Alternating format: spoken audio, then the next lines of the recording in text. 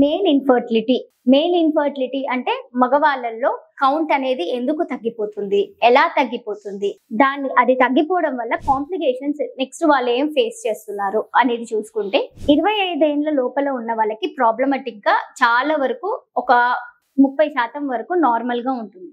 మిగతా 70% వరకు చాలా మందికి మెయిన్ ఇన్ఫర్టిలిటీ ప్రాబ్లమ్స్ అప్పటి నుంచే వస్తాయి. వాళ్ళలో మెయిన్ గా హ్యాబిట్స్ అనేది ఒక రకం అయితే, వాళ్ళు ఎక్స్పోజ్ అయ్యే పొల్యూషన్ కి, ఎక్స్పోజ్ అయ్యే కెమికల్ పొల్యూషన్స్ కి, యూజ్ చేసే ఫుడ్ కి, దాని మీద కూడా చాలా వరకు ఇంపార్టెన్స్ ఉంది. సో ఏంటంటే యాక్చువల్ గా ఇప్పుడు జంక్ ఫుడ్ తినడం వల్ల పీసీఓడి అనేది ఎక్కడ మనం వింటున్నామో అలానే మగవాళ్ళల్లో కూడా కౌంట్ అనేది చాలా తగ్గిపోతుంది. ఎందుకు?